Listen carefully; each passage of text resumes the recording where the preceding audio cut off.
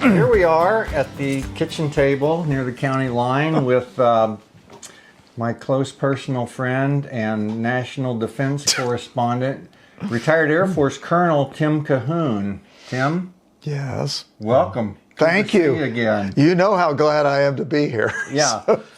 You're doing me a big favor, and because I think you've got some very important things to share. We've talked many times before, and you've let me in on a lot of national secrets that I've never divulged, but today might be just the day. like all of our presidents. Yeah, just like. Keeping all those secrets. And just like. Sharing them with you, though, of course. So. Well, yeah, and I want to talk about that because you undoubtedly had at least a top secret clearance. I did. Probably above that, if there is such a thing. Well, there are. Probably well above that, but I didn't have well above that. But anyway, I want to make it clear that anything I say about the Air Force or defense is my own personal opinion and in no way reflects upon the official view of the United States military. There we go. I've said it, and I'm safe from here on out. That's why I asked you to take your uniform off when you showed up for this. You know I still wear it all the time. So. Well, here I wore my Grissom shirt. This is my plug for Grissom. So, well, you know, you were an Air Force jet fighter pilot. Among other airplanes, yes, I was a fighter pilot. So. How cool must that have been? Well, the chicks dig it, so except my wife. I was thinking. Oh. So, and you've flown some of the hottest hardware the U.S. Air Force had in the inventory at the time. I was blessed to get that opportunity, yes. Tell me how you got there. Was this something you always wanted to do? I always wanted to do it. I grew up, I'm an old man now, and grew up reading stories about World War II and World War II pilots and fighter pilots and bomber pilots. And therefore I built plastic models, which was something a lot of us did and of our era. And I was forever building plastic model fighters and bombers and loved them, and therefore wanted to become a pilot. I really had no idea how to get there. I didn't have anyone in my family who had done that. And I just sort of dreamed about it. And then lo and behold, one day in high school, I just told the story earlier today. Who?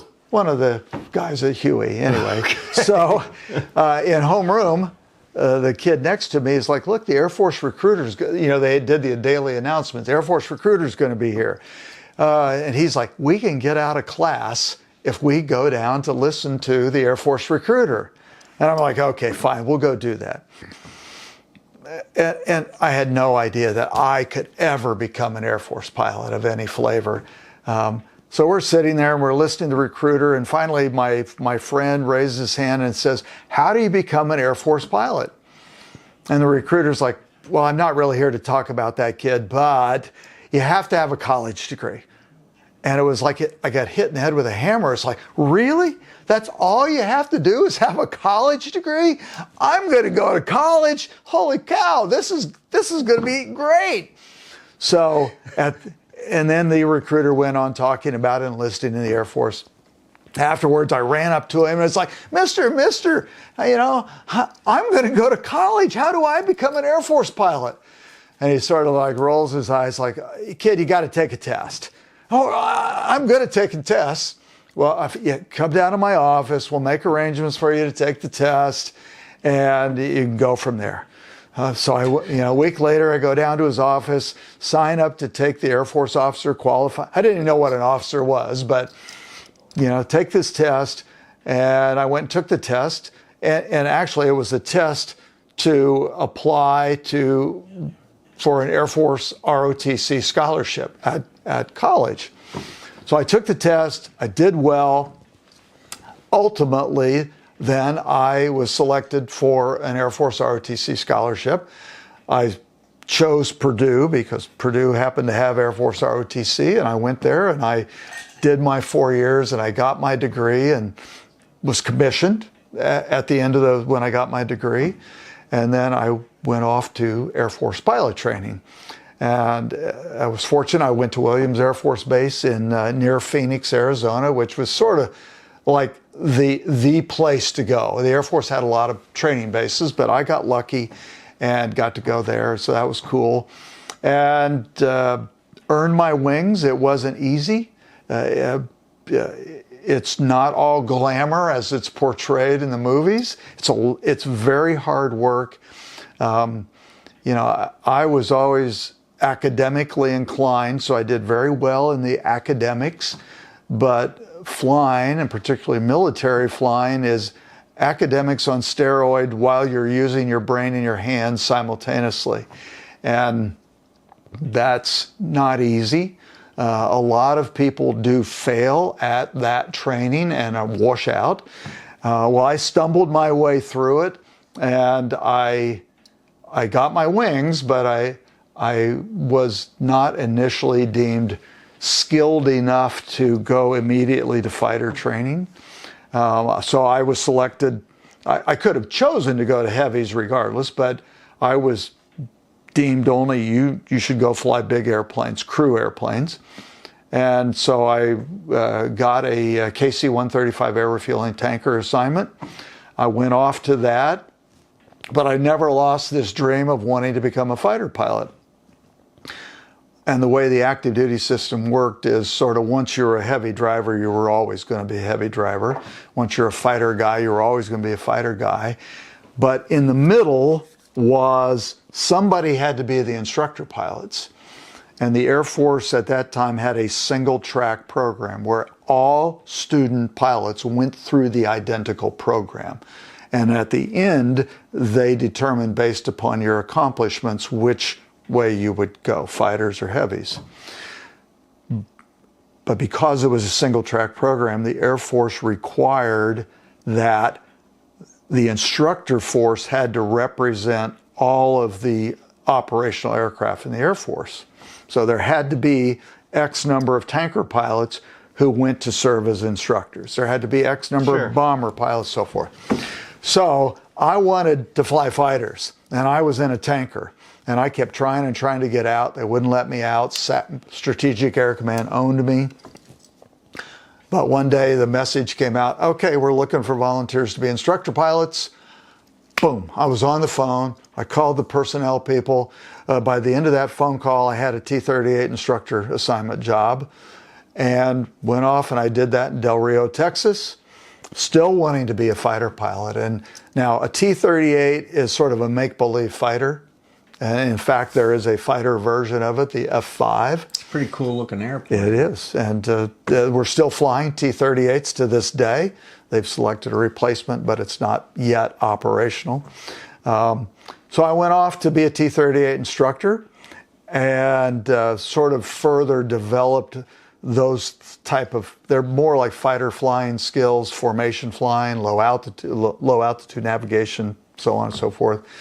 And began to communicate with Air National Guard and Air Force Reserve units that flew fighters.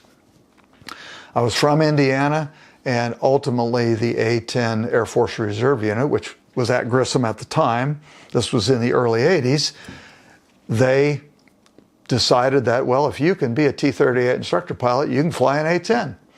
And the operations officer had been a T-38 instructor at Del Rio, Texas, and he's like, I know exactly what you're doing. I know where you've been doing it. And I personally agree that you have the skills to fly an A-10. So they selected me to come to Grissom. And in 1985, I came to Grissom and went off to A-10 training. And that was the beginning of my fighter pilot career, or portion of my career. And I never understood what the big deal was. These fighter pilots, Pappy Boyington, because we grew up with a Black Sheep Squadron TV show. It seemed like fighter pilots always got all the glory, and they all got all the joy, and they had big parties and all that stuff. Yeah. But it just seems like the crew airplanes had maybe a better relationship with their colleagues and their units. Well, I think you're right in some ways. You know, flying a fighter, while it's about teamwork in a formation and protecting each other, it's still you. It's you and that airplane. You know, you can do really good or really bad that day, and you get all the glory or all the punishment. And the guys in the other airplanes, if they're not affected by that, they're not shot down, or they do their mission, they hit their target and you don't, they still have succeeded and you have not. So it's a very, very individually focused thing. A crew airplane, it's more of an individual sport. Yeah, the crew, well, you're right, it's like a sport. Being a fighter pilot is like being a wrestler. There's a wrestling team, but you can win or fail as a wrestler by yourself that day. And the team can still win, or the team can still lose, but it's all on the individual efforts. Multi-crew airplanes are like basketball teams or football teams or baseball teams. Only the team wins. There may be some shining stars in there, but the team wins or loses. And from day one, that's how you're trained, that the crew and the team matters. The mission only gets done if the team succeeds. And so there's always a question. Do the missions attract the personalities, or do the missions create the personalities? I don't know the answer to that, but those communities certainly reflect personalities. Like you said, we think about all these wild and crazy fighter pilots. They're drinking, they're at the bar every night. Now, I know a lot of heavy drivers who are partying and at the bar too, but when they get up in the morning, the first thing they do is they find the crew and they go to do their crew mission. The fighter guy, he may go off on his own, you know. Throw up and get in his airplane. Yeah. Now, it's not nearly so much like that today. It's been a lot more controlled and managed over decades. What a shame. Well, I think we've lost a lot because of that. The warrior ethos. Well, I still believe in work hard, play hard. And, you know, if you're going to, frankly, on either side, if you're going to go out today and put your life on the line, don't you deserve a little latitude when you come home alive? Or, you know, maybe someone you dearly have loved has died, that, you know, your partying or drinking may be your way of dealing with that.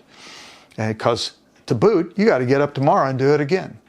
And every time you get into one of those airplanes, you're and risking your life for your country. A lot of people just don't understand that. You know, you ought to follow the rules. You're an officer, you're whatever. You know, you should set the standard. Well, I did when I was in my airplane.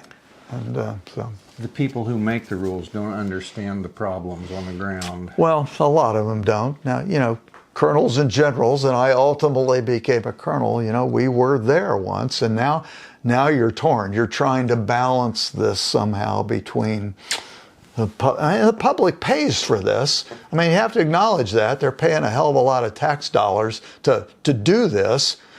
But then again, we're doing it for them, you know. And we're not just doing it for ourselves. So there should be a balance, and it's tough to find that balance. And in peacetime, the balance it's no longer balanced. It tends to shift towards rule makers and politeness and behavior and equity. That is really a good segue for something I wanted to ask you about. You know, we've seen a lot in the media lately about every branch of the military service having difficulty with recruiting right now.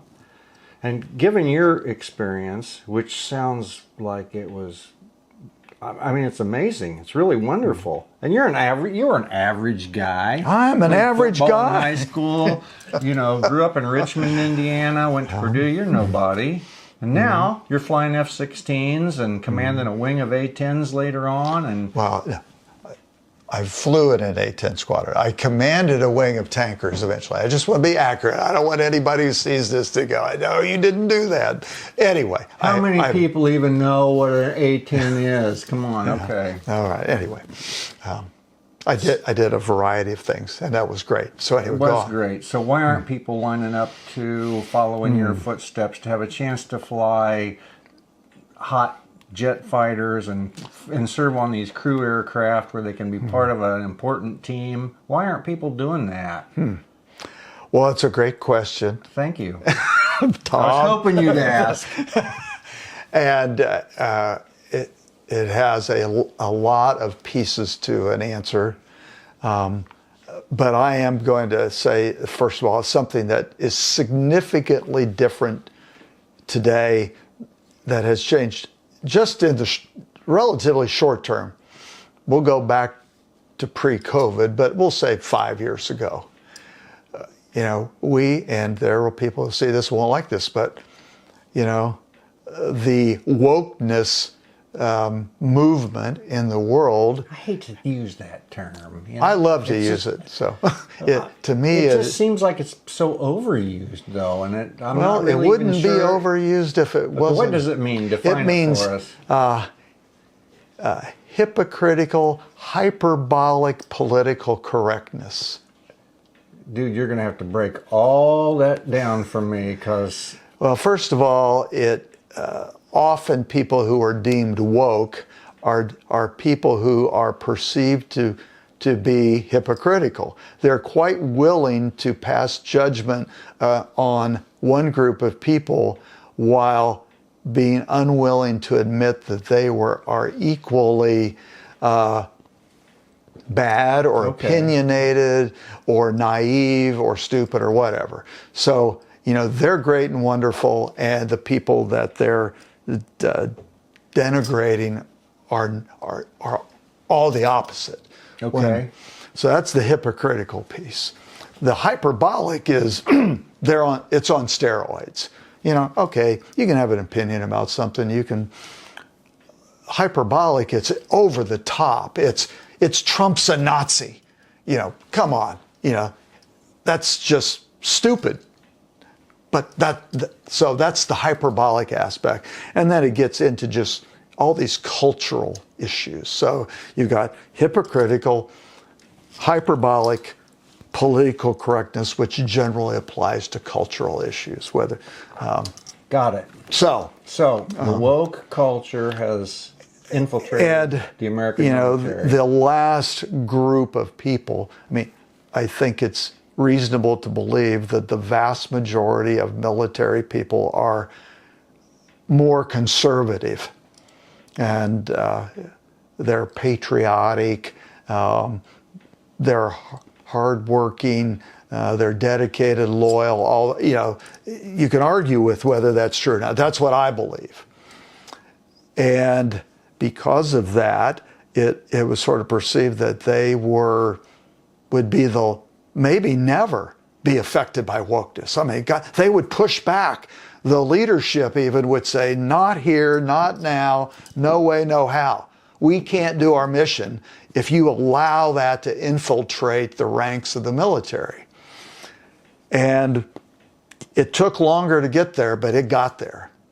And, we've now got at the Pentagon level, we have a diversity, equity, and inclusion office. And they are there to oversee and to create training programs for the masses in the military. And is that because of the recruiting problem? No. Well, it's just, it has, people on the outside see that and they're like, well, if that's what the military has become, I don't want to be a part of that anymore. I think I believed in the military and what it did and what it represented and how it trained, just in perception, the Marines. Well, I don't want the Marines if they're going to be a bunch of pussies. You can't have that. No. They got to kill people and break things. That's their mission. And if they're over here worrying about people's feelings, that's taking away from their ability to kill people and break things. We hired them to kill people and break things. And if they can't do it because their time and attention and their feelings are somewhere else, then we're going to lose. So people of our generation, it seems to me, because many of our fathers fought during the Second World War and in Korea, and we grew up with shows like 12 O'Clock High and Combat and Rat Patrol and all that, believed that military service was honorable and courageous and a stepping stone for young men. I know some people, and I'm sure you do too, who volunteered for duty in Vietnam because they wanted to see if they could do that.